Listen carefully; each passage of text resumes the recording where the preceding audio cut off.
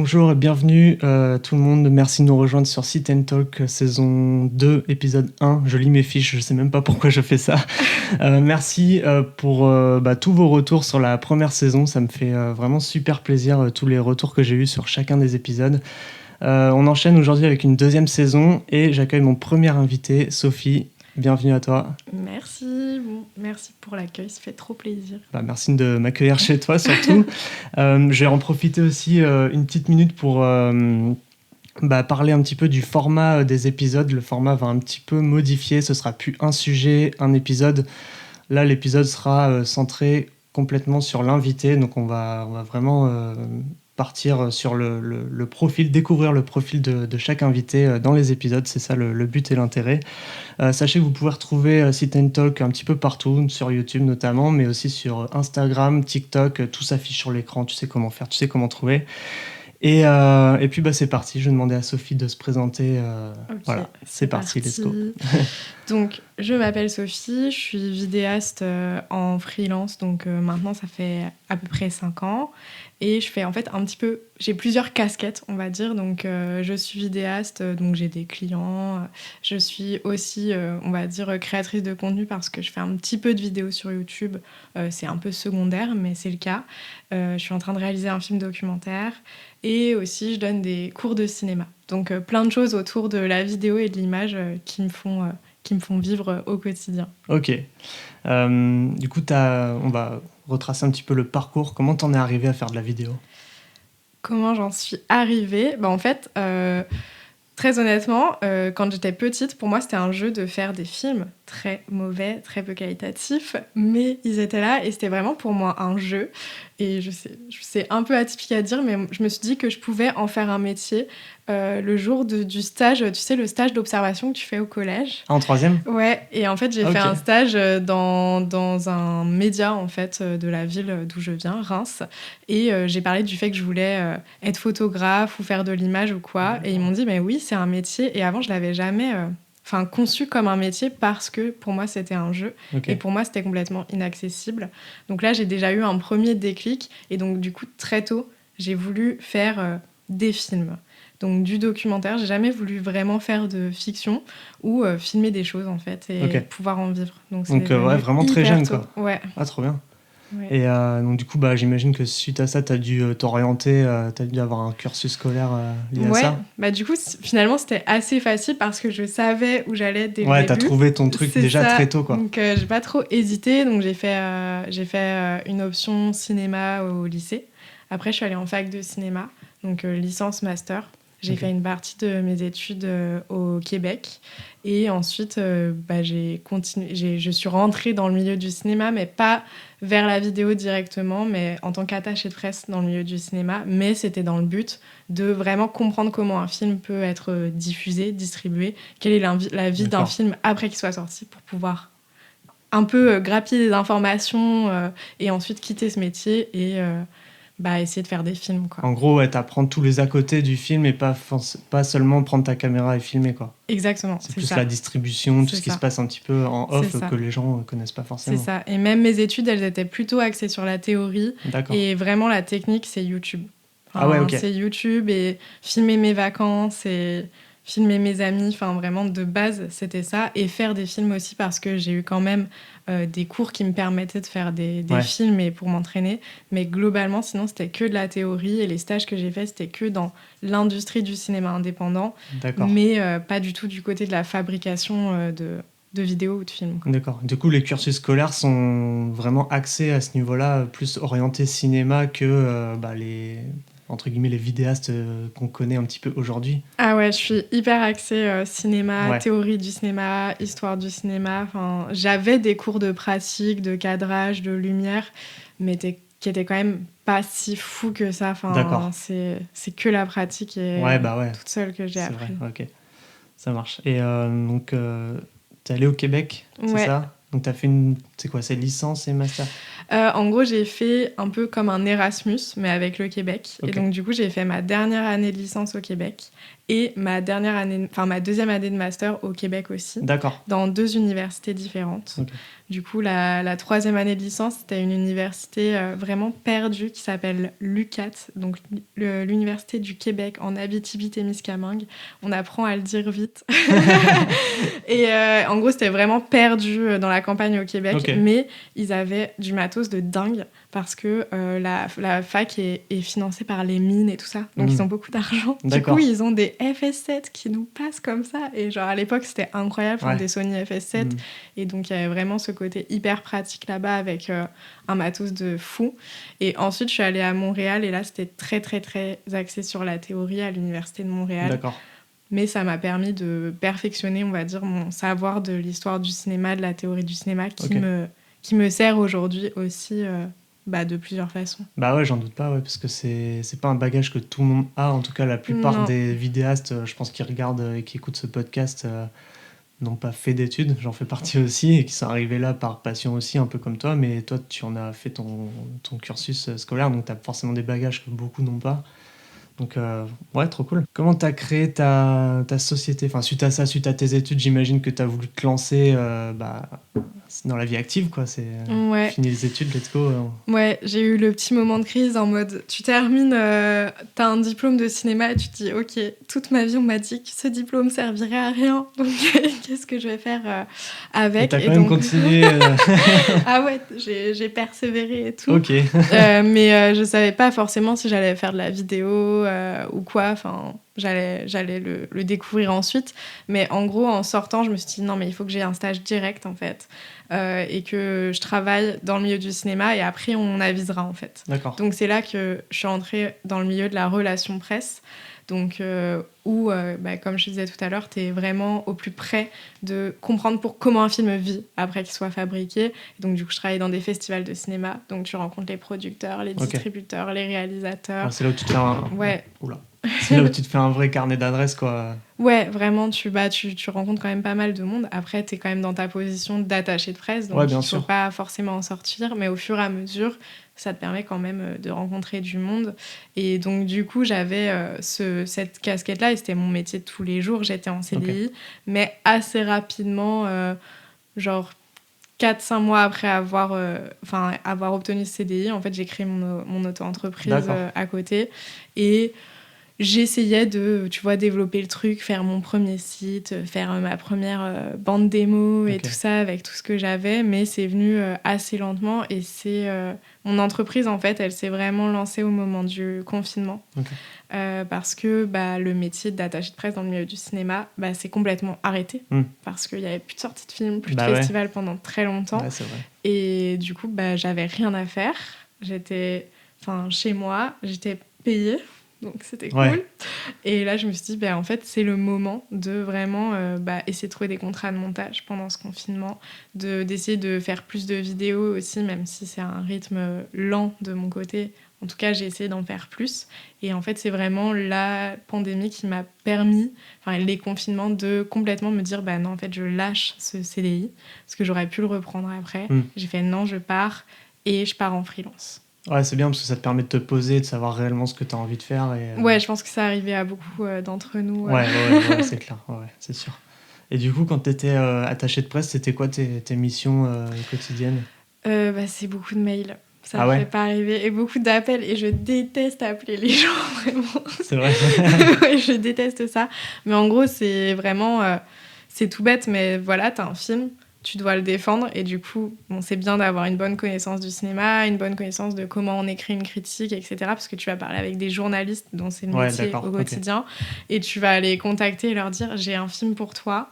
Potentiellement, normalement, tu connais tes journalistes et tu sais quel type de film ils vont aimer. Et tu leur envoies. Tu vas organiser aussi les projections presse dans des salles de ciné et tout. Et en fait, tu fais ça tu fais de la relation avec les journalistes pour qu'ils parlent en bien de ton film ou au moins de façon neutre. Ok. Voilà. Donc, tu essayes de les orienter peut-être, ou alors tu choisis tes journalistes en fonction du film, ça se passe comment? Tu choisis tes journalistes en fonction du film, en fait. Ok. Après, forcément, la personne avec qui je travaillais, qui avait son agence de relations presse, forcément, tu as une ligne éditoriale. Ouais, Donc, bien sûr. elle était plutôt politique de gauche, cinéma indépendant, beaucoup Ok. documentaires. Donc, de base, en fait, son carnet d'adresses de journalistes répondait à ce... Oui, ça va pas être Le Figaro, quoi. Exactement. Genre la seule fois que j'ai eu une réponse du Figaro, parce qu'on essayait quand même de toujours les contacter, tu vois, on va pas fermer les portes et tout. Oui, bien sûr, ça fait comme une vitrine aussi. Ouais, la seule fois que j'ai eu une réponse d'eux, c'était pour un film de fiction, donc d'un film indépendant américain, où il y avait l'ancienne copine de Leonardo DiCaprio qui jouait dedans, qui avait 21 ans. Voilà, et donc du coup, j'ai envoyé oui à la copine de DiCaprio, ça peut vous intéresser. Et ils ont répondu. Et j'ai eu Closer aussi, ou Voici, tu vois, là-dessus. Mais sinon, tu travailles toujours avec les mêmes et tu essayes toujours de trouver l'argument qui pourrait, potentiellement, par rapport à leur ligne éditoriale, faire qu'ils vont vouloir voir le film, quoi. Ok. Et du coup, t'es resté 4-5 mois En fait, ça allait super vite parce que, en gros, j'ai obtenu le CDI en novembre 2019. Ok. Le confinement est arrivé en mars. Ouais, c'est ça. Et après, j'ai continué en gros jusqu'en août en CDI. Et là, j'ai fait non, en fait, je pars. Ouais, tu voulais plus, tu commençais à changer de mindset ou tu voulais vraiment t'orienter toute seule? En fait, c'était l'idée que dans tous les cas, je voulais faire des films. Et en fait, avec un CDI où t'as que 5 semaines par an pour ton projet, c'est pas possible. Et donc, du coup, moi, le CDI, autant il y a des gens qui me disent « Ah, t'es très courageuse d'être en freelance, c'est tellement incertain, c'est tellement stressant. » Moi, j'étais hyper malheureuse d'être en CDI. Enfin, vraiment, ça me rendait super triste. C'est comme si t'étais emprisonnée, quoi. Ouais, j'étais complètement emprisonnée. Et c'était pas de la faute de l'agence avec laquelle je travaillais. Je pense que j'aurais été dans n'importe quel CDI. Oui, c'est juste toi, ça te correspondait pas. C'est ça. Donc, du coup, en fait, à ce moment, j'ai un peu goûté à la freelance au moment du premier confinement. Et après, j'ai fait, mais je peux pas l'abandonner, je peux pas. Et donc, du coup, tu as créé ton auto-entreprise en 2020, c'est ça? En gros, je l'avais créée en décembre 2019. Ok. Donc, tu avais déjà dans l'idée de... Ouais. Et puis, j'avais déjà dans l'idée, mais je me suis dit, bon, je la fais, comme ça, j'ai des micro-contrats à côté. Ouais, ça te fait... T'as déjà ta structure de prête et si jamais... C'est ça. T'as et puis, ça me motive un peu, tu vois. Ça me motive à me dire, ok, il faut que je fasse le site, il faut que je fasse... que je prépare un peu la communication, que les gens sachent que j'ai ça à côté. Ouais. Et typiquement, quand j'étais en festival, et ça m'a obtenu des contrats... un de mes contrats les plus cool que j'ai aujourd'hui, c'est via mon métier de relations presse. D'accord, ok. Et genre, typiquement, je disais, je fais ça à côté. Genre, dans une conversation un petit peu moins pro ou avec des membres de l'équipe. Genre, tu parles à la com d'un festival, si tu fais de la vidéo, ça tu peut glisses tout de suite, un petit peu. c'est ça. Et en fait, c'est ça, c'est que tu mets un tout petit pied où tu mets dans l'idée, tu donnes une idée aux gens de « Ah, mais je connais une vidéaste, en fait. » Et ça, je le faisais déjà assez tôt, quoi. En gros, tu rentres dans leur tête et... non, mais tu leur dis... la manipulation. C'est pas tellement ça, c'est juste qu'ils sachent que toi, ils peuvent t'assigner le profil vidéaste. Ouais, en gros. Tout à fait, c'est ça. Carrément. Et donc, du coup, j'imagine que ça a été un peu galère pour trouver tes premiers contrats au départ. Oui. Vu que c'était en 2020 déjà, et puis quand on se lance. J'étais très, très pauvre. Après, du coup, j'ai continué un tout petit peu en freelance en tant qu'attachée de presse, donc j'avais ça au début, et ça m'a clairement aidé parce qu'au début, j'avais quasiment rien. Enfin, c'était... Ça a dû te débloquer des droits Pôle emploi aussi, non, même pas? Non, parce que du coup, j'ai fait une rupture pas conventionnelle et du coup, j'avais rien. D'accord. Donc, c'était un peu la misère. Et au début, c'était super dur. Enfin, je pense que pour tout le monde, c'est dur. Et en plus, du coup, j'ai un profil cinéma, certes, qui m'aide, mais j'ai pas du tout un profil commercial. J'ai pas du tout un profil école de commerce. Il y a beaucoup de vidéastes qui viennent d'école de commerce. Beaucoup qui sont formés en marketing déjà et qui savent plus se vendre que n'importe qui. Et c'est bien aussi. Hein. Ah, mais c'est trop bien pour eux. Et moi, du coup, je suis contente des études que j'ai faites, mais je vois à quel point c'est un manque pour moi. Et au début, mais c'était encore pire parce que maintenant, j'ai des clients qui reviennent constamment, donc je suis tranquille. Ouais. Mais à l'époque, il faut trouver ce premier Ouais, il faut aller les client chercher, ces clients-là. Ouais, et en fait, c'est vraiment, honnêtement, en démarchant des gens que je connaissais pas du tout, ça n'a jamais marché. Parce que je suis nulle, Ah ouais? je pense. Mais c'était juste, en T'arrivais fait... pas à te vendre ou Non, à et te puis mettre en avant? ouais, non, j'arrivais pas. Et donc, du coup, c'est que via des contacts de gens qui m'ont dit ah, mais j'ai pas le temps de faire ça, et puis c'est pas assez bien payé, tiens, prends-le. Et genre, j'étais là, oui, merci beaucoup. Je prends. Je prends Après, tout. c'est vrai que c'est que les contacts au départ. Ouais, c'est Enfin, que. pas que au départ, mais c'est vraiment que les contacts. Tout le Ouais, monde le le dit, réseau, mais c'est énorme, il quoi. n'y a pas de secret. Donc, du coup, t'as dû te lancer dans ton entreprise, t'as créé une société. C'était pas trop galère à gérer au départ? Est-ce que Non. t'avais toutes les cartes en main déjà pour gérer une structure? En vrai, je trouve que c'est genre une auto-entreprise, c'est hyper facile à Ouais. gérer. Genre le temps que tu suis combien tu as fait chaque mois. Moi, j'utilise un logiciel où j'ai toutes mes factures, tous mes devis dessus. Du coup, tout est rentré. Genre, quand on me paye, j'ai juste à dire que ça a été payé tel jour et tout. Du coup, j'ai tout dans le même logiciel. J'ai jamais eu à faire un calcul. J'ai pas de tableau Excel. C'est vrai? Ouais, je déteste les maths. Et donc, du coup, j'ai tout dans le même logiciel. C'est et automatisé. ça marche très bien. Ouais. Et donc, en fait, j'ai jamais eu de galère, j'ai jamais eu de retard de paiement de l'URSSAF. Ça fait toujours très mal au cœur de payer l'URSSAF. Ouais, c'est clair. Mais bon, mais ça fait partie du game aussi. Ouais, franchement, ça va à ce niveau-là. Au niveau administratif, ça m'a pas du tout bloqué. Bah, tant mieux, parce que je connais pas mal de monde qui ont été totalement largués. Ah ouais? Ouais, au départ, ouais, bah, tu sais pas forcément comment faire, t'es pas formé quand tu crées une auto-entreprise. Enfin, moi, c'était mon cas. Quand j'ai lancé mon auto-entreprise, j'étais pas du tout formé. À l'école, on t'apprend pas ça, forcément. Ah non, ou alors, on t'apprend des théories, mais vraiment basiques, et on te dit pas, il y a l'URSSAF, il y a machin, il y a... Voilà. Faut prendre une assurance, faut savoir quelle assurance prendre. Enfin, il y a vraiment plein de trucs, plein d'aspects qui peuvent être galères pour beaucoup de personnes. Et bon, bah, tant mieux si t'as réussi à gérer, du coup. Ouais, bah, je pense pareil, j'ai regardé des vidéos YouTube. Ouais, bah, c'est ça. En soi, j'avais déjà des personnes dans mon entourage qui étaient passées par là. D'accord, ou qui ok. Donc, connaissaient ils ont bien. su t'aiguiller un petit peu. Ouais, vraiment, j'ai demandé autour de moi à fond. Et j'ai pas hésité à demander de l'aide et à dire je suis ignorante, Bah aide-moi ouais, sur non, il ce faut. sujet. Ouais, c'est clair. Si jamais les gens qui nous écoutent souhaitent lancer une structure un jour, si vous connaissez quelqu'un autour de vous, franchement, demandez quoi. Les gens, ils vous aideront sans aucun problème. Et, du coup, tu disais que tu t'étais lancé sur YouTube. Est-ce que c'est un aspect qui est venu direct quand tu t'es lancé dans l'auto-entrepreneuriat, je vais réussir à le dire, ou est-ce que c'était juste avant ou juste après? Comment est venue cette idée-là? De base, il y a eu plusieurs étapes dans le lancement de ma chaîne YouTube. On va dire qu'elle a toujours été semi-lancée ou jamais vraiment lancée. Ok. Non, on peut dire que tu fais des vidéos sur YouTube. Ouais, mais en gros, j'ai commencé vraiment par des films de voyage et tout. Et en fait, ce qui m'a vraiment lancée dans un premier temps, et ça, c'était quand j'étais en fin de mes études, c'est qu'en fait, j'ai eu des retours de gens que je ne connais pas. Et je trouvais ça incroyable.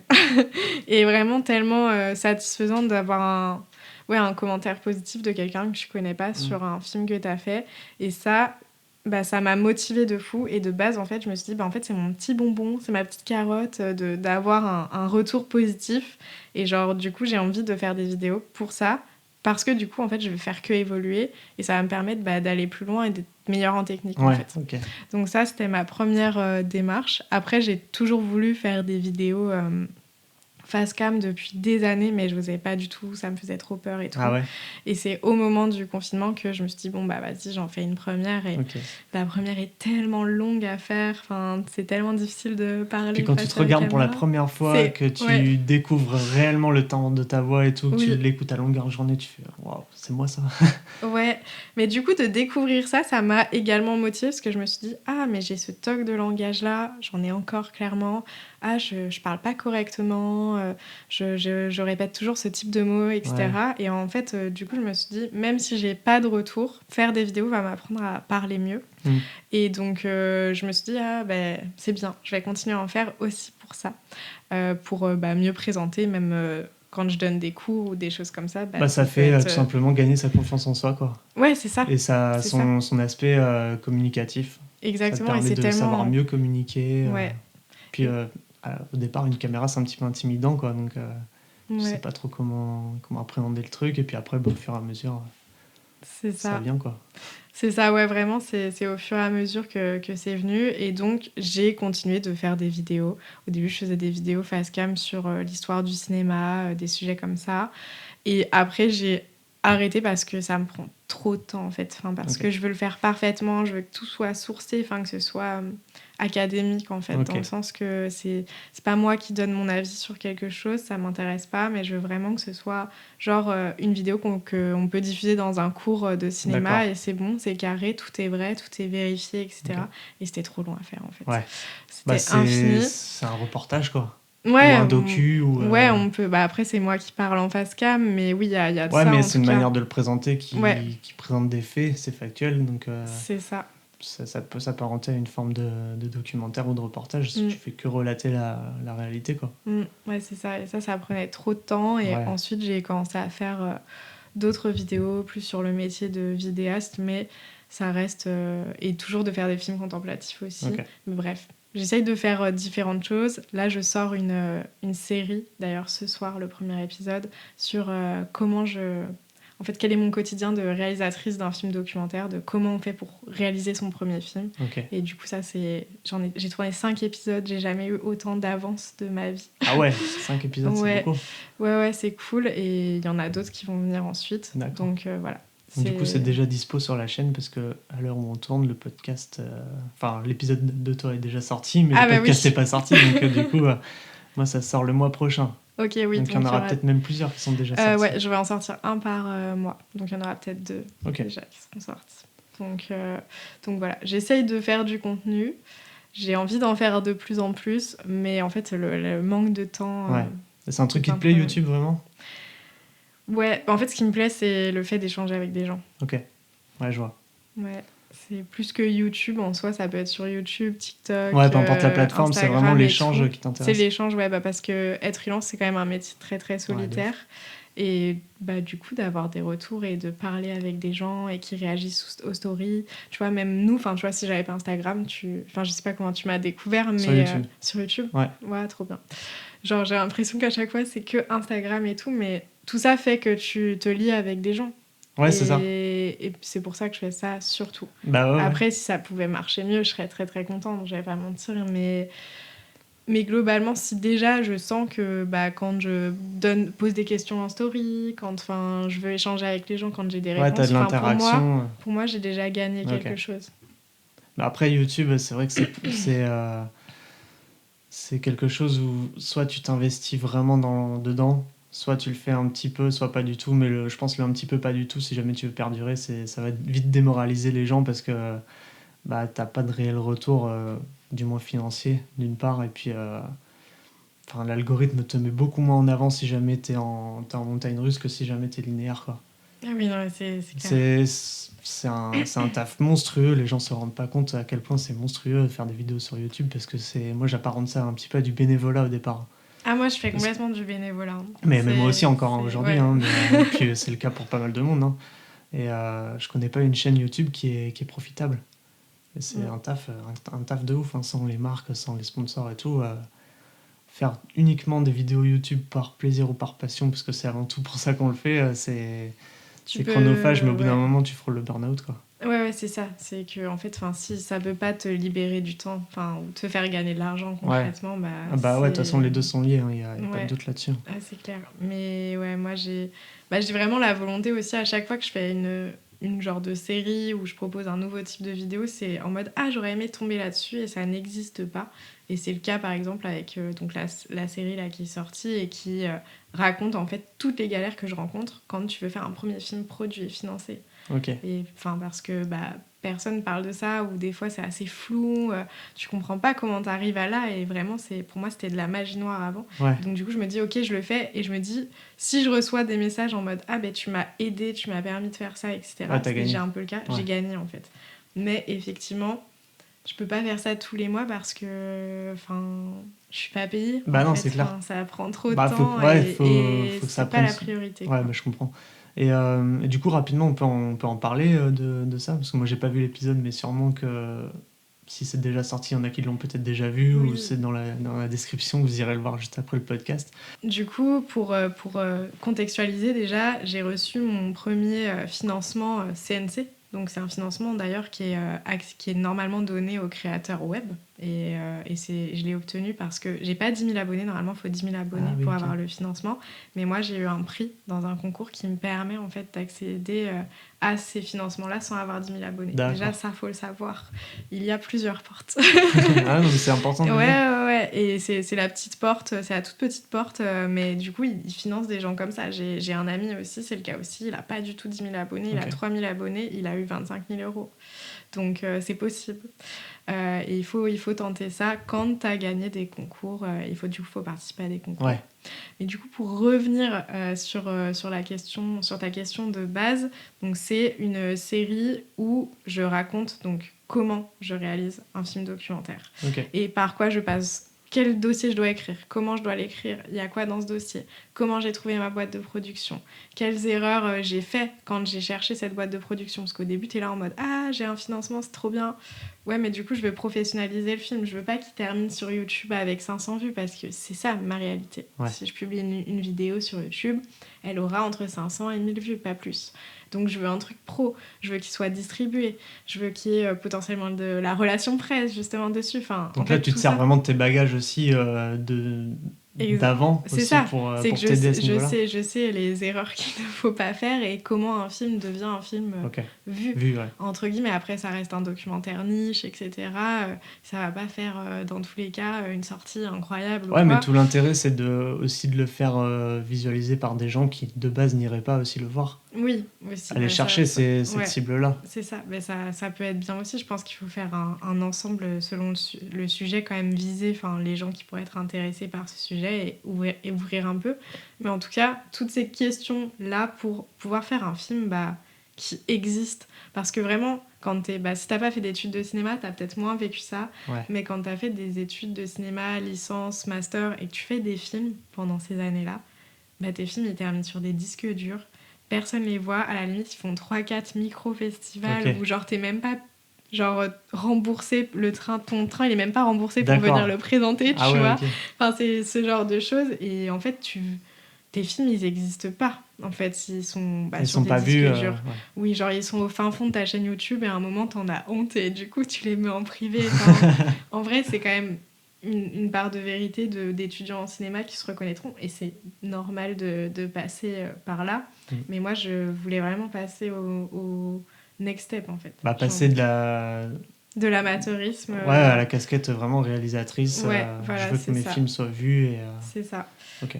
Et du coup, ça, c'est pas vraiment vidéaste, c'est plus réalisatrice, effectivement. Et donc, toutes les problématiques que je rencontre, je les partage, en fait, dans cette série-là. Et j'explique, en fait, comment arriver à obtenir, en fait, un financement. En tout cas, arriver à faire un dossier qui peut permettre d'obtenir un financement, un dossier qui peut permettre de convaincre une boîte de production aussi. Ou parce qu'il faut qu'elle y voit son intérêt.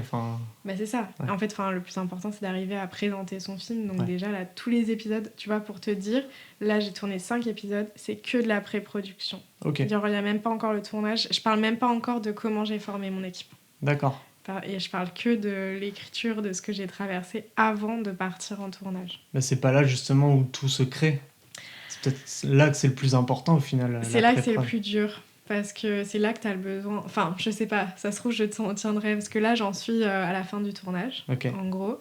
Et donc après, il va y avoir la post-production. Mais là, c'est le moment où tu dois convaincre les gens et tu n'as encore rien, en fait. Et donc, du coup, il faut une endurance, faut aimer son film, mais aussi le remettre en question. Savoir le vendre, carrément. Il faut savoir le vendre, le pitcher. Et en fait, du coup, c'est une phase qui est hyper éreintante.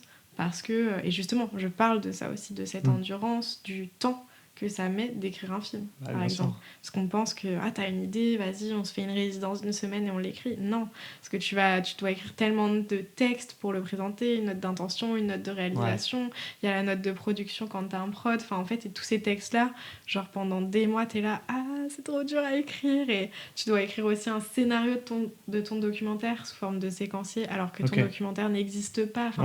Faut l'imaginer, en fait, dans ta tête avant que quoi. Ça. Et donc, tout ça, mais ça prend de la première idée jusqu'à partir en tournage, ça m'a pris 2 ans et demi. Ok. Voilà. Mais après, il y a eu des moments où je faisais pas du tout ça. Enfin, c'est aussi la réalité d'avoir un métier à côté et tout. Mais en vrai, quand tu débutes en tant que réalisateur, réalisatrice, que ce soit en fiction ou en documentaire, la réalité, c'est que tu as un métier à côté. Bah ouais. Enfin, même à Cannes, je travaille pour une programmation du Festival de Cannes qui s'appelle la CID, l'Association du cinéma indépendant pour sa diffusion. Ils ont 9 films à Cannes chaque année, de tout pays confondus. Et tu crois que t'as un réal qui est à Cannes, le mec il est prof de français, tu vois. Ah oui, d'accord. Et là tu te dis ok.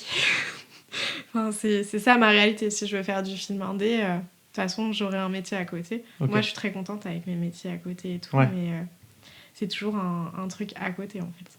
Ouais, mais toi en plus ça touche aussi à la vidéo. Ouais. Donc t'as déjà un pied dedans, si on peut parler ça. Oui, c'est comme ça. Ça te permet aussi de pas perdre la main. Après, peut-être qu'en termes de réalisatrice, t'as peut-être un cadreur en plus, ou c'est quoi ton... Pour le film, ouais, j'ai un cadreur parce qu'en fait, dans le film, je l'aurais pas forcément fait. J'aimerais que le prochain documentaire que je réalise, je filme moi-même. Okay. Pour une raison que je vais t'expliquer. C'est qu'en gros, là, le film que je fais, je suis incarnée dedans, j'apparais dedans. D'accord. J'apparais autant en voix off et j'exprime mon point de vue sur le sujet que je traite. Et également, j'apparais en fait filmée parce que je suis dans le film en fait. Ouais, donc du coup, il me fallait un cadreur. Du coup, il me fallait un cadreur. En gros, il est un peu cadreur, chef-op, parce qu'on a quand même des installs lumière un peu travaillé sur certains entretiens et tout. Et donc, du coup, j'avais envie d'être avec quelqu'un qui est très, très carré là-dessus parce que moi, je suis pas du tout spécialisée en studio, en install lumière, en intérieur et tout. Donc, du coup... voilà, je voulais qu'il ait ces 2 casquettes et du coup, j'ai pris quelqu'un avec moi. Mais ce sera pas toujours le cas si je refais un documentaire. J'aimerais ne pas apparaître dedans. Enfin, c'est pas une mauvaise expérience, c'est trop intéressant, mais c'est encore plus éreintant d'écrire sur soi. Bah, t'es sur tous les tableaux, quoi. Ouais, c'est ça, t'es sur tous les tableaux, t'as pas de recul, tu te vois en image, t'es là, je commence à avoir l'habitude de me voir en image, mais je pourrais pas faire ça à chaque fois, c'est trop fatigant, mais je suis trop contente de l'avoir fait comme ça. Mais le prochain serait... Genre, je serais vraiment désincarnée et c'est moi qui filme un sujet, quoi. D'accord. Et là, t'en es à quelle étape de production Donc, j'en suis à l'étape de... je termine le tournage normalement, sauf une scène, en septembre. Ok. Donc, j'ai tout... t'as quasiment tout filmé. Ouais, après, j'ai quasiment t'as du montage à crever. C'est ça. Et en fait, typiquement, c'est des choses auxquelles tu penses pas, mais que je raconte aussi dans cette série. Mais là, ça, je l'ai pas encore raconté puisque c'est l'étape tournage. Mais typiquement, en gros, tu peux être bloqué par des budgets, des financements en fait. J'ai demandé un premier financement qui me permet de faire le film, payer les autres, mais pas me payer. Parce que voilà, ça me paraît logique de payer les autres en premier, c'est pas leur projet. Et ensuite, je voulais un autre financement que j'ai demandé, qui est toujours en attente depuis avril. Ils n'ont pas répondu depuis avril, mais même pas négativement. Sauf que du coup, ce financement, c'est avec une région. Et si tu as cette région, il faut que tu embauches des gens de cette région. Il faut que tu tournes dans la région. Donc du coup, il y a une scène que je peux tourner typiquement n'importe où en France parce que il faut que je la tourne dans une salle un petit peu type club, une ancienne salle de théâtre un peu rétro et tout, tu vois. Il y en a partout. Ouais. Mais genre, je dois attendre d'avoir une réponse négative ou positive de ce financement pour me dire, ok, je dois filmer dans cette région ou pas. Donc ça fait partie justement c'est quelque chose en plus qui s'ajoute à un process qui est déjà long. C'est ça, exactement. Et du coup, en fait, ça allonge tout, ça complique tout, alors que je pourrais trouver une salle à Nantes et puis ça et puis le faire genre demain. Et puis, mais c'est ça, mais du coup, j'attends depuis avril. Quoi. Ok. Et c'est plein de réalités comme ça que tant que t'es pas dedans, tu le sais pas et tu te dis mais pourquoi les gens ils mettent genre 5 ans à faire un film. Ils ont mis 10 ans pour sortir Avatar. Pourquoi ils sont trop longs et tout. Et en fait, c'est que des choses comme ça. Ouais. T'as des engrenages un peu rouillés et t'es là, allez, faut y aller, faut avancer. Et surtout en France avec la rapidité de notre système administratif. Ouais. En vrai, le CNC, ils sont bien, ils sont réactifs. En plus, surtout avec les financements web, genre ça va super vite. Mais là, je sais pas ce qui se passe pour cette région. Mais bon, J'en ai testé que 2 des financements pour l'instant. Enfin, 3. J'ai un financement aussi qui a fonctionné, que j'ai obtenu, mais qui est minime, qui ne va pas changer les réalités du tournage. Donc, Ok. Et donc après, suite à ça, si jamais tu arrives à le terminer avant la fin de l'année, ce sera montage. En gros, l'idée, c'est de le finir début 2024, le film. Et après, ouais, ça passe sur le montage et tout. Mais pareil, le montage, si j'ai le financement, genre j'ai une monteuse, ou un monteur que je vais pouvoir embaucher. Alors que si je l'ai pas, je l'ai pas. Donc du coup, je dois monter le film moi-même. Donc pareil, c'est des réalités hyper différentes de workflow qui vont arriver en fait pour la post-production et dont j'ai pas encore de réponse. C'est avec ça. Ton travail à côté. C'est ça. Et typiquement, là, je me dis, mais est-ce que je peux avancer pour le montage ou pas? Ou est-ce que je dois attendre? Enfin, qu'est-ce que je dois faire? Et du coup, en fait, tu te poses des questions qui compliquent le process, le chemin. Mais alors que si tu faisais tout toi-même, tu te poserais moins la question. Est-ce que ça te fait douter, du coup? Bah oui. Enfin, je doute un peu tout le temps, mais c'est ça aussi de faire un film. Je pense c'est tout le temps de se remettre en question et tout. Et de toujours se dire, ok, est-ce que je fais le bon choix? Est-ce que là, j'avance ou est-ce que j'attends? Est-ce qu'un monteur pro fera mieux? Je sais pas. T'as cette question-là aussi, ouais. Genre, est-ce que lui, il fera mieux que toi, ce que t'as en tête? C'est ça. Et en soi, moi, dans tous les cas, je serai derrière et tout. Mais mettons, techniquement, genre, ça se trouve, je vais commencer à ranger mes fichiers d'une façon, ça lui ira pas du tout. Ah, oui. C'est trop bête, mais c'est des choses comme ça. Et je pense que je me pose ces questions-là parce que j'ai peur et que c'est stressant et que voilà. Mais en vrai, c'est des vraies questions quand même. Enfin, si je commence à tout organiser d'une façon et qu'il me dit bah non, fallait pas faire comme ça c'est de la perte de temps en plus. Vu qu'en plus je me suis auto-formée à tout techniquement, je suis là, est-ce que je fais les choses bien ou quoi? Est-ce que je range bien les disques durs comme ça, il y a que le temps qui pourra répondre à cette question. J'ai l'impression que oui, mais j'ai l'impression qu'ils ont des méthodes peut-être que je n'ai pas. Tu vois, quelqu'un qui a fait un BTS montage, je pense qu'il est beaucoup plus calé que moi, quoi. C'est clair, je sais pas. Après, chacun a sa méthode, une méthode différente de classer ses dossiers. Toi, t'en as peut-être une différente de moi. Chacun en a une différente, quoi. Oui, c'est sûr. Mais tant qu'on s'y retrouve. Mais après, c'est vrai que quand tu es amené à bosser avec quelqu'un d'autre, qui lui a une méthodologie qui est plus professionnelle ou qui vient d'un cursus pro, plus qu'à espérer que ce soit la bonne méthode, du coup. C'est ça, exactement. On va en profiter pour parler du film en lui-même, parce qu'on ne l'a pas pitché. On parle de ça depuis tout à l'heure, mais on ne l'a pas pitché du tout. De quoi il parle? On fait les choses dans le désordre. Mais comme ça a rajouté du suspense. C'est clair, c'est pour le watch time aussi, c'était prévu. Incroyable. Donc, en fait, ça rejoint plusieurs choses qui me passionnent, ce documentaire. À la fois l'histoire du cinéma et de la photographie, et à la fois la montagne. Et donc, on se dit, mais il n'y a aucun rapport entre ces deux sujets. Et j'ai trouvé un rapport, en fait, pareil. Pendant le confinement, je faisais des recherches sur une réalisatrice, la première réalisatrice de l'histoire du cinéma, Alice Guy Blaché.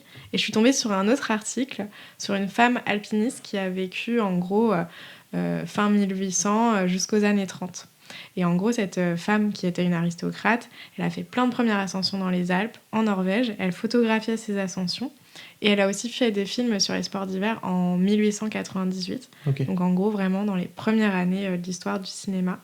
Donc c'est un profil hyper atypique parce que déjà des femmes qui faisaient des ascensions, il y en avait, mais pas tant que ça. Et encore moins qui parlaient en fait et qui montraient ce qu'elles faisaient et qui en créaient en fait des contenus artistiques parce que ces photos, elles sont d'une qualité exceptionnelle. Et donc en fait, j'ai décidé de faire un film documentaire sur elle parce qu'elle est complètement inconnue, pour la remettre en lumière et pour en fait avoir une réflexion sur pourquoi on a envie de partager une passion, comment on la partage, que ce soit à son époque ou à mon époque, et c'est pourquoi c'est important de documenter en fait ce qu'on fait. D'accord, donc ça va plus loin que le présenter un profil, c'est vraiment présenter... c'est ça. Et puis je vais pas présenter tout son profil parce qu'elle a une vie incroyable, elle a eu la Légion d'honneur et tout ça. Enfin, c'est vraiment un profil c'est une personne incroyable, mais je vais vraiment m'axer sur sa passion pour la montagne, comment elle la retransmettait et pourquoi c'est important de retourner sur ces images aujourd'hui à elle aussi. Donc voilà. Et donc dans le film, en fait, j'apparais aussi. Je parle de moi, mon rapport à la montagne, qui est beaucoup moins sportif, beaucoup plus contemplatif. Enfin, moi, je suis pas une grande sportive, même si je vais souvent en montagne. Et donc, je je compare un peu, je vais faire un dialogue en fait entre elle, sa vision de la montagne, et moi. Donc d'où le fait que tu apparaisses aussi dans le film. Exactement, du coup D'accord. j'apparais dans le film. Dans le film, je retourne faire une ascension qu'elle a faite et qui porte son nom en Suisse. Donc ça, je l'ai tourné en juin. Et j'ai réussi à aller en haut avec beaucoup de peine. Mais donc je suis allée à 4135 mètres. Donc c'est un challenge pour un premier film de se dire on va filmer finalement et faire de l'alpinisme en même temps. Ouais, parce que là, tu lis quand même deux choses complexes qui sont différentes, mais qu'il faut quand même aussi... faut arriver à le filmer aussi, tu vois. Ouais. En faisant ton ascension, il faut quand même garder à l'esprit que c'est pour un film aussi. Tout à fait. Et ça, c'était hyper challengeant. Et, et on a tourné des images très intéressantes. Et c'était bien, en fait, d'axer... je voulais pas faire seulement un film sur une femme dans l'histoire. Je voulais vraiment la réactualiser aujourd'hui. Aujourd'hui, comment on peut la voir, comment on peut la penser et comment on peut la présenter au monde à travers un documentaire. Trop bien. Hâte de voir ça, du coup. Franchement, j'ai hâte que ça sorte parce que le profil de la personne a l'air super intéressant. Et puis, pour regarder aussi un peu tes vidéos, ta manière de parler et de partager ce que tu vis et ta manière de penser, tout ça, ça peut les deux lier. Je pense que ça peut être vraiment quelque chose de cool. Et on va essayer de faire en sorte que ça le soit. Ça le sera, c'est sûr. On va faire une petite pause dans le podcast. Okay. J'ai un petit jeu. Ok. C'est rien de compliqué, hein. C'est juste des petites questions que je vais te poser. C'est juste pour détendre l'atmosphère, en apprendre un peu plus sur toi, sur qui tu es. Je vais te poser des questions, il va falloir que tu me répondes, tout simplement. Très bien, voilà. Ok. Quel est ton film préféré ? Mon film préféré, j'en ai plusieurs, j'en ai plein. Mais le premier qui vient en tête, mon film exemple, c'est La nostalgie de la lumière de Patricio Guzman, qui est un réalisateur chilien. Et c'est un film documentaire, pour le pitcher très rapidement, qui est assez difficile à voir parce que ça parle du coup d'état de Pinochet. Okay. Et en fait, en gros, dans ce documentaire, le réalisateur, il retourne dans le désert d'Atacama, qui est au Chili. Et c'est un endroit qui a plein d'histoires qui se reconnectent entre elles. C'est un endroit où il y a aussi un laboratoire pour observer l'espace qui est hyper connu parce qu'en fait l'atmosphère là-bas est hyper sèche okay. Et du coup tu peux super bien voir les étoiles apparemment. Et en fait c'est aussi un désert où il y a des personnes qui ont été tuées pendant le coup d'État et qui ont été mises dans le désert. Et en fait, étant donné que l'atmosphère est très sèche, et en fait ils se mobilifient ces corps et ils disparaissent pas. Okay. C'est terrible, mais donc du coup, tu as des corps autant qui datent de centaines d'années que du coup d'État de Pinochet. Et puis tu as aussi ces scientifiques qui regardent les étoiles. Ah ouais, au milieu de tout ça. Voilà, et en fait, dans ce même espace. Et du coup, son documentaire, il fait une métaphore poétique tout au long du documentaire entre ces scientifiques qui regardent en fait le passé dans les étoiles et des femmes qui, encore aujourd'hui, le film date de 2010, vont chercher en fait leurs défunts maris, okay. frères, c'est souvent des hommes, dans le désert parce qu'ils savaient comment il était habillé ou ils peuvent avoir des signes distinctifs. Et tu vois en fait ces femmes chercher dans la terre en regardant sur le sol et les scientifiques regarder vers le ciel. Ah, okay. Et donc pour moi c'est un documentaire qui est difficile, qui a toute une réflexion sur la mémoire, comment on met en avant un événement politique, historique, mais qui a été vraiment caché, qui a été mis de côté, parce que c'est assez tabou quand même ce coup d'État-là. Et comment en fait on peut en faire un film documentaire poétique et avoir justement, pas faire il s'est passé ça, c'est ça l'histoire, c'est vraiment de se dire ok, aujourd'hui, comment ça existe encore dans l'espace au Chili. Ok, et amener une réflexion. Voilà, c'est ça. Okay. Et donc pour moi, c'est pas le film que je prends le plus plaisir à voir, mais c'est le film qui pour moi est un exemple parfait pour comment on écrit un film documentaire, créatif, artistique, et qui va sortir de l'aspect journalistique en fait très, très brut. Ok, trop bien. Et toi, c'est quoi Moi, mon film préféré, oula, j'ai jamais réfléchi à cette question. On te les pose pas, toi. Non, c'est moi qui pose les questions. Ok. Franchement, si tu me laisses quelques petites secondes pour réfléchir, j'aime beaucoup de vieux films français. Moi, je suis assez... genre les films avec Louis de Funès, des trucs comme ça. C'est trop bien. J'aime beaucoup de films comme ça. Mais c'est que ça me rappelle peut-être mon enfance, j'en sais rien. Je regarde pas beaucoup de films récents déjà. Le dernier que j'ai vu, c'était Indiana Jones, mais qui est pas ouf. Non, je sais pas.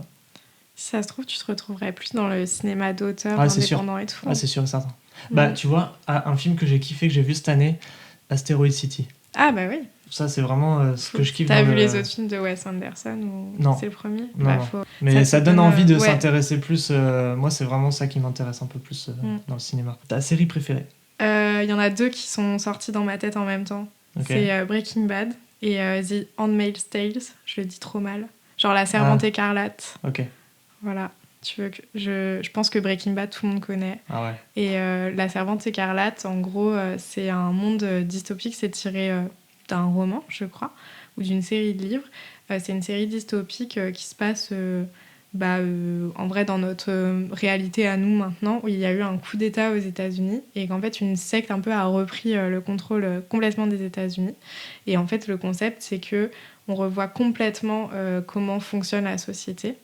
Et aussi dans cette société-là, et aux États-Unis et partout dans le monde, les femmes ont de plus en plus de mal à tomber enceintes. Okay. Il y a un gros problème, et en vrai, c'est aussi un problème qui arrive de plus en plus dans notre réalité à nous. Vrai. Et donc, du coup, là, ils recréent en fait la société d'une autre façon. C'est qu'il y a des couples en fait de personnes un petit peu de la haute société qui vont avoir une servante qui va en fait porter le bébé de la famille entre guillemets. D'accord. Et donc du coup tu as vraiment des personnes, enfin des grandes familles avec toutes ces personnes qui deviennent esclaves de cette famille là. Et ça se passe, c'est très réaliste, c'est pas une science-fiction où il va se passer des choses incroyables, etc. Plus une critique quoi. Mais c'est toute une critique. Et qu'est-ce que ça, à quoi pourrait ressembler le monde si ce genre de société se mettait en place. Ouais, ok, c'est vrai que ça fait peur. Ça pose, c'est hyper réaliste et ça pose plein de questions sur la place de la femme, sur l'avenir. Parce que ce qui est intéressant, c'est que c'est clairement une dictature horrible, mais en même temps, à côté de ça, du coup, ils reviennent à des valeurs très de l'ancien temps, entre guillemets, très patriarcales, enfin, beaucoup trop.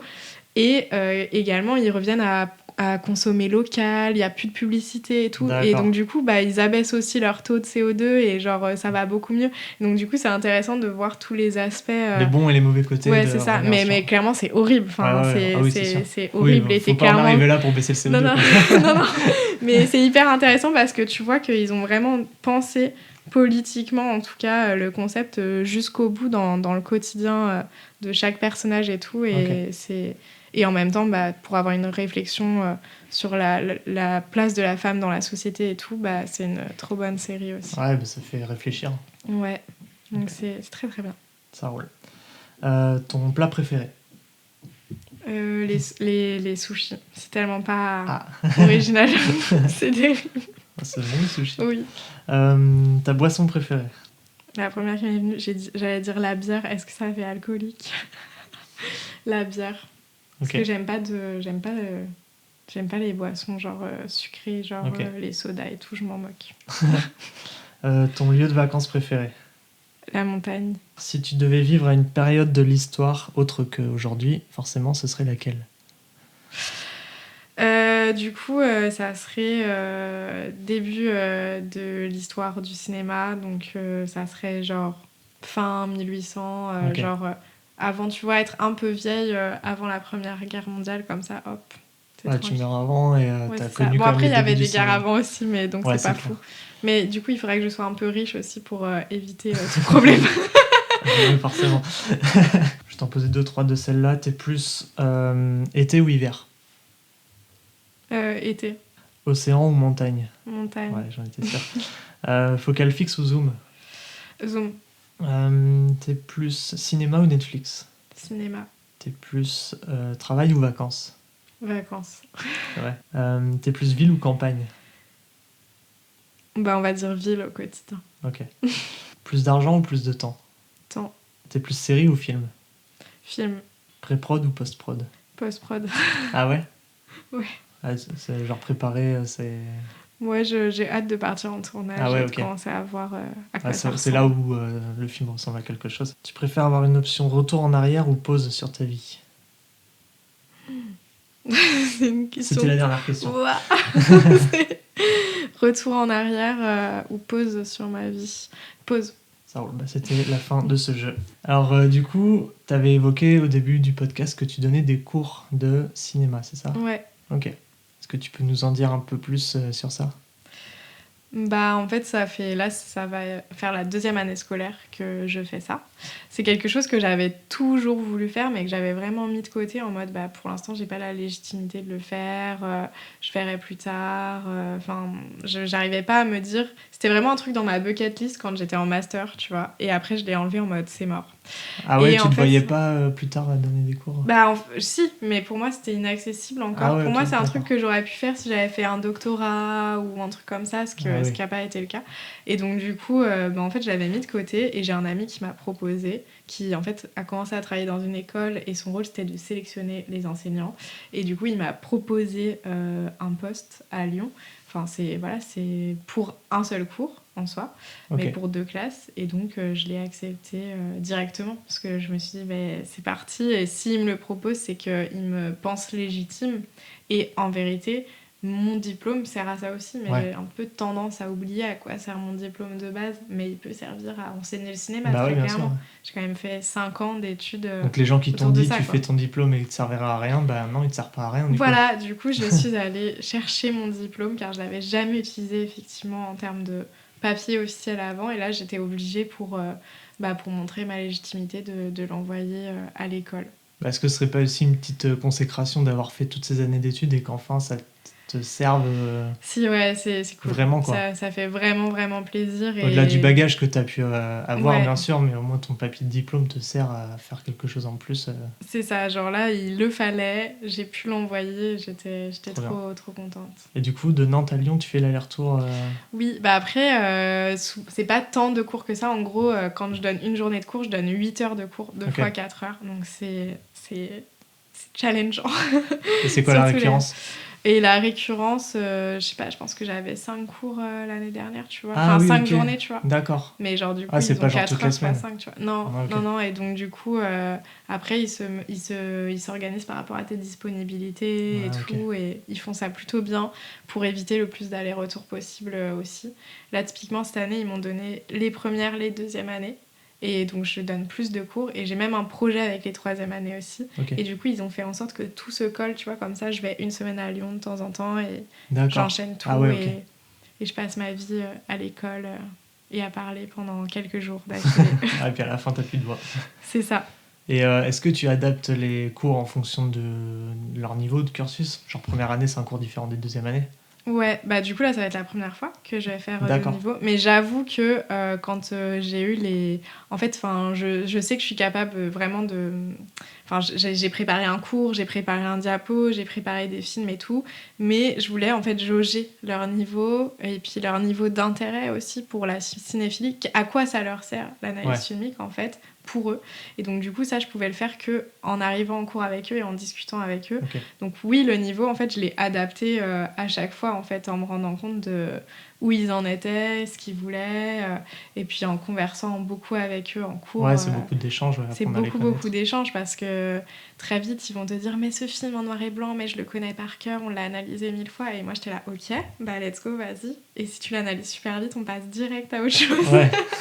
Et là du coup en général, ils se donnent et tout, et ils arrivent à l'analyser, mais au final, il y a quand même des manques, et tu peux, grâce à ça, voir en fait assez vite où ils en sont. Ok, et parce qu'ils ont plus un t'adapter. profil typé vidéaste. Ouais, c'est ça. En fait, ok. c'est une école non pas de cinéma, mais d'audiovisuel. Ok.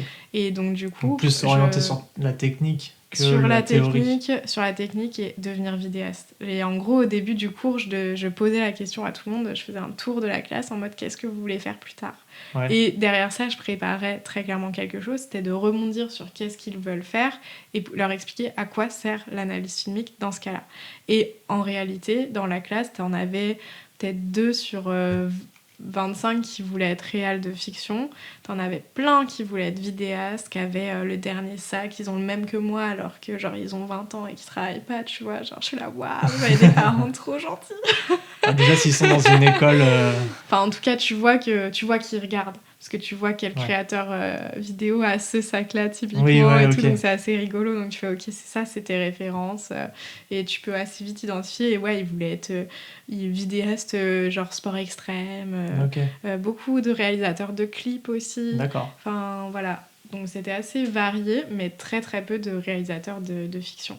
Ouais, réalisateur, c'est peut-être plus issu d'un parcours comme le tien. Ouais, ils vont en école de cinéma, pas d'audiovisuel en fait. Est-ce que tu penses, question un petit peu touchy, parce que toi tu en as fait des études et moi pas du tout, est-ce que tu penses qu'il faut impérativement suivre une formation pour devoir se lancer dans ce métier ? Dans le métier de vidéaste ? Ouais, vidéaste ou même réalisateur. Dans le métier de vidéaste, non. Je pense qu'il y a plein de... En fait, tu peux vraiment te former en autodidacte complètement. Enfin, je pense que dans tous les cas, tu peux te former en autodidacte complètement. Mais en tant que vidéaste, il n'y a pas trop Enfin, il y a moins d'intellectualisation. C'est plus de la connaissance technique, c'est de la mise en pratique. Et c'est savoir correctement écouter le client, avoir des connaissances en communication, etc. pour faire un rendu qui correspond à ce qu'il a. Voilà, c'est ça. Donc ça, je pense que ça peut vraiment s'apprendre sur le tas en pratiquant. Et d'ailleurs, je pense que ça s'apprend comme ça et non pas en école. Même si ça peut être bien de faire des études autour de ça dans tous les cas parce que tu vas apprendre les bases. T'as un cursus qui est structuré déjà. C'est ça. Enfin, dans tous les cas, faire des études, c'est cool. Enfin, et puis ça t'amènera surtout à rencontrer des gens. Et ça, je pense que dans tous les cas, il faut faire des études pour se faire un réseau. Moi, si je donne des cours aujourd'hui, c'est parce que... j'ai fait des études en fait. Sinon je connaîtrais pas la personne qui m'a embauchée. Donc, oui, voilà. Bien sûr. Oui, t'en serais pas là si t'avais pas fait tes études. C'est ça. Et après pour les études, pour être réalisateur, réalisatrice, tu vas rencontrer des réalisateurs qui font des métiers tout autres. Pour te donner un extrême d'un réalisateur japonais que j'ai rencontré au Festival de Cannes, genre son métier du quotidien, c'est genre de cultiver des tomates. Genre tu vois. Et là tu te dis mais pourquoi ? Et c'est trop bien, il adore, il est passionné d'agriculture et tout, de cultiver son jardin et tout ça. Et genre, tu te dis, en fait, tu peux être réalisateur à partir du moment où tu as un regard, à partir du moment où tu as quelque chose à raconter et que tu as une façon de le raconter qui est un petit peu différente, en fait, qui va attirer l'attention. Après, je pense que dans tous les cas, là aussi, si tu veux faire des films, il faut se cultiver. Il faut savoir ce que t'aimes, ce que t'aimes pas, où tu veux aller.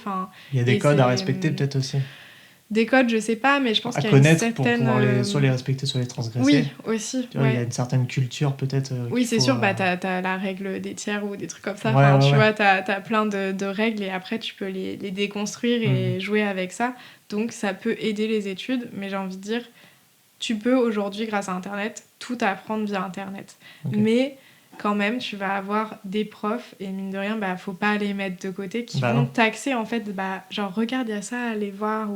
Et en fait, c'est ça aussi, faire des études, c'est des gens bien, des gens bien, des gens plus informés que toi, qui ont plus de bouteilles dans le milieu, qui vont pouvoir te diriger pour que plus efficacement tu ailles en fait vers ce sujet-là, t'intéresser c'est plus à ça structuré, tandis qu'Internet, si jamais tu sais pas où chercher les infos ni comment les chercher, tu sais pas où les trouver. C'est ça. Et tu peux être vite aussi découragé de pas trouver les infos que tu as envie de trouver. Tandis que si jamais tu fais des études, le cursus il est là et c'est structuré quoi. C'est ça. T'as une personne qui est là pour te guider de A à Z. Et puis répondre à tes questions aussi. Et puis, c'est ça, et puis qui connaît. Quoi. Ouais, c'est ça. Quel conseil tu aimerais donner à quelqu'un qui a envie de se lancer dans la vidéo, que ce soit en tant que soit freelance, soit réalisateur dans la vidéo ? C'est de faire des films, faire des vidéos, de pratiquer à fond, et vraiment au début, ça sera très très mauvais. Ça sera très moche, ça sera nul, ça pourra même être un peu honteux et au fur et à mesure ça va évoluer et je pense qu'il faut pratiquer à fond. Moi l'erreur que j'ai fait, mais je l'ai fait très tôt donc ça va entre guillemets, c'est que quand j'étais en L1, alors que je faisais plein de films avant de façon ludique, même au lycée et tout ça, quand j'étais en L1 je me suis dit non mais maintenant j'attends d'être douée pour faire des films. Et une fois, quelqu'un m'a dit non, en fait, t'es débile parce que tu seras jamais doué si tu n'en fais pas. C'est ça. Et ça m'a vraiment fait un déclic quand on m'a dit ça. Et j'ai fait oui, en fait, let's go. Tant pis, cette idée, elle est faite maintenant et elle sera plus faite plus tard. Mais elle est faite avec les moyens du bord. Ouais. Et ça, ce serait vraiment le conseil que je donnerais, c'est faire agir, en fait, être proactif. Dans la création et pas attendre justement d'avoir une bonne caméra, ça c'est plus la croyance des vidéastes ou du côté des apprentis cinéastes ça serait d'avoir assez de culture cinématographique ou assez de maturité ou des choses comme ça plus du côté peut-être de l'écriture, de l'artistique, mais dans tous les cas il faut faire des choses mauvaises avant d'en faire des bonnes. Est-ce que tu as un projet que tu as réalisé dont tu es le plus fier ? Un projet en particulier, j'ai fait... Que tu souhaiterais mettre en avant parce que tu es vraiment fière de ce projet-là, plus qu'un autre. Globalement, je suis fière de ce que je crée comme contenu et de la transparence que j'offre à travers mes vidéos autour de la freelance et d'être vidéaste en freelance. Je trouve qu'il y a une honnêteté dans mes vidéos que j'ai du mal à trouver sur YouTube et tout, où j'ai l'impression que des fois, ça fait un peu trop rêver d'être en freelance et tout, et j'essaye de déconstruire ça. Donc, je suis fière de l'honnêteté que j'offre aux gens. Voilà. Mais c'est pas un projet, du coup, en particulier. D'accord. Non, mais c'est ta manière de voir les choses et de voir les transmettre. Ouais, c'est ça. Ok. Et t'as peut-être la même approche aussi quand tu donnes tes cours? Ah oui, complètement, ouais. J'essaye vraiment de rendre ça hyper accessible aussi et de pas créer une verticalité dans le cours, vraiment toujours dans l'échange et d'essayer de faire en sorte que ce qu'ils vont apprendre là et ce qu'ils vont faire produire pendant le cours, ça va leur servir. C'est du concret, quoi, plutôt que de faire rêver les gens sur des choses abstraites. C'est ça, exactement. C'est hyper important. On va terminer ce podcast par quels sont tes objectifs, toi personnellement, sur le long terme? Oh là là. J'entends long terme 10-20 ans. 10-20 ans, mon Dieu. Est-ce que tu arrives à te projeter aussi longtemps ou est-ce que tu fais les choses un petit peu comme elles viennent? Je me projette, je peux voir des rêves, je peux voir des envies qui sont aussi lointaines. Rêve matériel, c'est avoir un chalet avec un chien. Mais sinon, en termes de création, dans 10-20 ans, moi, j'aimerais vraiment avoir pu axer ma création sur du reportage, du documentaire, partir longtemps sur des longues périodes, filmer des films, en fait, autour du réel, autour de notre réalité. Donc, continuer dans ta lancée. Continuer dans ma lancée et puis en quittant un petit peu les clients classiques, on va dire, de vidéastes et partir plus vers le documentaire, ça serait... vraiment l'objectif final. Ok. Est-ce que tu as quelque chose à rajouter avant de terminer ce podcast? Ouais, c'est plus un sujet, et en vrai, je serais chaude d'en discuter un peu avec toi, mais c'est la place des femmes dans le milieu de la vidéo, parce que c'est vraiment une question que j'ai abordée, moi, et j'ai beaucoup de femmes vidéastes, beaucoup. Il n'y en a pas 36 000 qui me suivent. Et aussi, elles ont été contentes que je parle de ce sujet-là. Et un petit peu de l'invisibilisation, parfois, des femmes vidéastes. Je ne suis pas là en train de me plaindre, mais tu vois, j'entends souvent...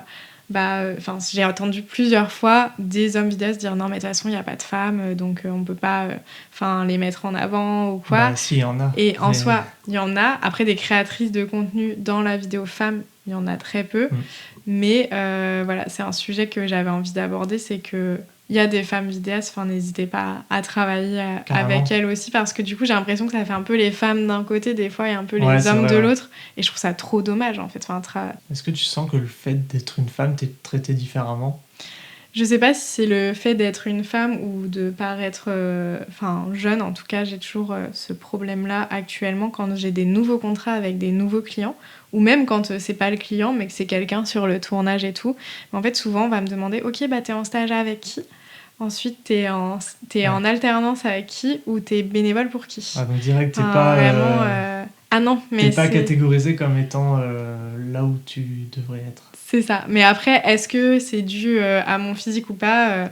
Je sais pas. C'est peut-être un ensemble aussi qui est. Je pense qu'il y a tout. Il y a aussi une part de mentalité aussi de la personne qui demande. Hein. Oui, parce que, en tout cas, une différence de. J'ai jamais eu de critique sexiste, poussée ou quoi. Mais je vais toujours avoir des petits décalages. Tu vois, par exemple, quand tu travailles avec un photographe, quand tu es vidéaste, j'ai déjà eu plusieurs fois des photographes qui... Moi, j'arrive, tu vois, moi, j'ai des contrats toute l'année, je vais bien. J'arrive normal avec mon matos. Et très vite, on va me proposer de l'aide. Genre, on va me dire, si tu veux, je peux t'aider à trouver des contrats. Ou genre, tu peux utiliser tel site pour trouver des contrats et tout. En fait, ils insinuent que je n'ai pas de contrat, alors que j'ai rien dit, tu vois. Surtout, t'en as plus qu'eux. Potentiellement, ou autant, et puis je vais pas commencer à faire une guerre de comparaison. Non. Mais c'est vrai que, du coup, des fois, tu peux avoir tout de suite ou des réflexions de « Ah, t'as du beau matos, en fait. » c'est le pire. Oui, mais c'est mon métier. Genre, oui, c'est ça. Heureusement que j'ai du bon matos, en fait. c'est logique, comme toi. Et c'est vrai que c'est des petites phrases comme ça et l'addition de tout qui peuvent te faire douter. Et aussi le fait que du coup, quand t'es une équipe, par exemple, on va pas forcément aller te voir en première alors que c'est toi qui gères le truc. Ça, c'est un truc qui m'est arrivé même dans mes études quand je réalisais des films en groupe, même si c'était moi qui faisais le film. T'étais en charge du truc, mais c'était pas toi qu'on allait voir. Du truc que j'avais trouvé la thune, quand il y en avait un peu, que j'avais écrit le film et tout. Genre sur le tournage, ce n'est pas moi qu'on allait voir. C'était l'homme qui tenait la caméra, tu vois. Et ça, c'est un réflexe, en fait. Et ça se trouve, moi aussi, je ferais pareil... parce que peut-être moi aussi j'aurais ce réflexe-là de me dire l'homme est la personne en charge ici et je pense qu'il faut vraiment apprendre à se déconstruire et que quand on arrive sur un tournage ou face à des collègues qu'on essaye de déconstruire les réflexes qu'on pourrait avoir sociétaux et donc le fait aussi d'aller peut-être plus vers l'homme ou de lui donner plus de crédibilité ou tout de suite plus de technique et de savoir-faire alors que on ne sait pas, en fait, en réalité. C'est bien aussi de devoir déconstruire ça et de mettre ça sur Internet et de le montrer à tout le monde sur YouTube parce que c'est vrai que c'est un milieu qui est quand même constitué essentiellement d'hommes. Je suis en train de perdre ma voix. et de voir des gens comme toi arriver et j'espère qu'il y en aura d'autres parce que moi, j'en connais pas beaucoup. Franchement, dans le paysage YouTube français ou même audiovisuel français, je connais pas beaucoup de vidéastes, femmes, d'actifs. Donc c'est bien d'agir pour déconstruire ce genre de mentalité-là parce que on a trop tendance à associer ce métier à un métier d'homme, quoi. Alors c'est pas du tout un métier que d'homme. Oui, clairement, c'est un métier que tout le monde peut faire. T'as pas besoin d'avoir des gros muscles pour le faire. Et il y a quelques créatrices, mais c'est hyper rare. En France, il y en a quelques-unes. Moi, si je devais en conseiller une, c'est aller sur Instagram, c'est Camille Guillemin. Si vous tapez Camille Guillemin, vous la trouverez. Et c'est vraiment une vidéaste et réalisatrice, pour le coup, qui est, contrairement à moi, hyper axée matos, hyper passionnée de matos et tout, et qui fait des stories extrêmement drôles. Vraiment, il faut absolument que tu ailles voir et que tu la suives juste après. Et du coup, c'est un petit peu en décalage avec ce que tu peux imaginer, genre des femmes qui sont plus douces et tout ça, machin. Elle est à fond matos et elle te fait de l'humour bien énervé sur ses stories et c'est trop bien. Et justement, en fait, faut pas qualifier une femme... Par exemple, j'ai eu souvent ce problème-là en mode toi, du coup, tu vas faire des vidéos plus douces, plus contemplatives, etc. Genre, non, je peux faire tellement plein de choses. En fait, oui, j'ai mon style, effectivement, mais si on me demande quelque chose dans un contrat, je peux te faire un truc épique avec un stabilisateur et tout. Vraiment le raccourci, un truc épique avec stabilisateur. Un truc cinématique. Ça veut rien dire ce mot. Ouais, c'est un mot qui veut tout et rien dire. Plus rien que tout. Mais je vois totalement. Et du coup, il faut déconstruire tout ça parce qu'on peut même nous-mêmes se mettre dans des carcans, nous-mêmes s'enfermer en mode et puis pas savoir comment en sortir surtout. C'est ça. Et donc, je pense qu'il faut essayer d'avoir toujours un regard ouvert et de soutenir les créateurs et créatrices qu'on a autour de nous. Et peut-être faire le geste de soutenir des créatrices aussi. Après, quand moi, je le fais à mon niveau, tu vois, mais ça peut être chouette.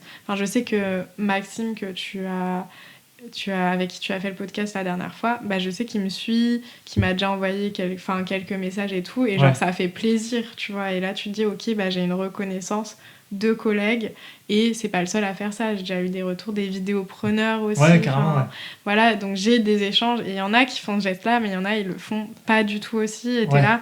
j'aimerais bien, tu vois, que... Pour côtoyer beaucoup de mecs, de voir des gens, des femmes, des gens différents, quoi. Des profils différents. Des profils différents qui ont une autre manière de voir les choses, parce que les mecs, c'est peut-être trop souvent la même chose qu'on voit. Il y a un regard peut-être nouveau qui mérite d'être plus mis en avant par les femmes, quoi. Tout simplement, il leur manque clairement, quoi. Il n'y en a vraiment pas assez, et je trouve ça vraiment dommage aussi, hein. Le fait qu'il n'y en ait pas beaucoup déjà sur YouTube, parce que en France, j'en connais pas beaucoup, si ce n'est pas du tout, à part toi, du coup. Mais c'est vrai, il en faudrait plus, quoi. Ça va peut-être venir avec le temps, c'est sûr. Mais en tout cas, il faut juste sur un tournage ou quand on voit des gens déconstruire un peu de « il est meilleur parce que » et être ouvert à rencontrer des gens de profils différents, quoi. Je ne dirais pas rester entre soi. Et je pense qu'on a tous ce réflexe de le faire. Et je pense que c'est important de sortir de ça, quoi. Après, des femmes, il en existe peut-être plus en photo. Ouais, en photo, ouais, beaucoup Parce plus, que pour faire beaucoup de tournages, on croise souvent les mêmes personnes et c'est vrai qu'il y a beaucoup de photographes femmes. Ah oui, ouais. Mais en vidéo, pour avoir fait pas mal de prestats depuis quelques années, j'en ai pas vu. J'ai pas le souvenir d'en avoir vu. Ah ouais? Ouais, franchement. Ok, moi j'en ai. C'est vraiment que de la photo, ou alors c'est des femmes, genre des chargées de communication, chargées de prod, qui n'ont pas forcément une caméra à la main, mais qui ont quand même un pied dans le milieu aussi. Mais c'est pas forcément vers ce genre de profil qu'on va se tourner, on va plus se tourner vers la personne qui a le matos dans la main, quoi. Ouais, c'est clair, ouais, c'est sûr. C'est vrai qu'il n'y a pas beaucoup de femmes. Ouais. Bah, il y en a, mais elles sont rares et c'est bien du coup. Mettez-vous en avant. Voilà, c'est ça. Mettez-vous en avant les femmes qui regardent. Ouais, il faut oser. Et puis, ça, effectivement, de toute façon, si vous avez que peu importe votre genre, si vous avez un regard différent, quelque chose à apporter, faites-le. Bah, ouais, carrément. Voilà. Ok, je pense que c'est le mot de la fin. C'était oui. bien dit. Merci beaucoup d'avoir participé à ce podcast. Vous pouvez suivre Sophie sur tous les réseaux, ça s'est affiché déjà tout le long de l'épisode sur l'écran, sur les 2 écrans, il y en a un aussi. Et je vous invite à suivre tout son travail et ses vidéos qui sont déjà sorties. Il y en a une qui sort ce soir, c'est ça? Oui. À l'heure où on tourne, donc c'est déjà sorti. Tu vas partir en voyage aussi? Oui, je vais partir en voyage, donc je vais faire plein de vidéos pareilles. Donc abonnez-vous à ses réseaux, à sa chaîne, à son Instagram, ta TikTok. J'ai TikTok aussi. Allez, faites tout. Merci d'avoir regardé, suivi ou écouté cet épisode, peu importe la manière dont vous l'avez consommé. Moi, je vous retrouve du coup le mois prochain pour l'épisode numéro 2 que je tourne après-demain. Bonne journée à tous. Salut. Et merci. J'ai pas...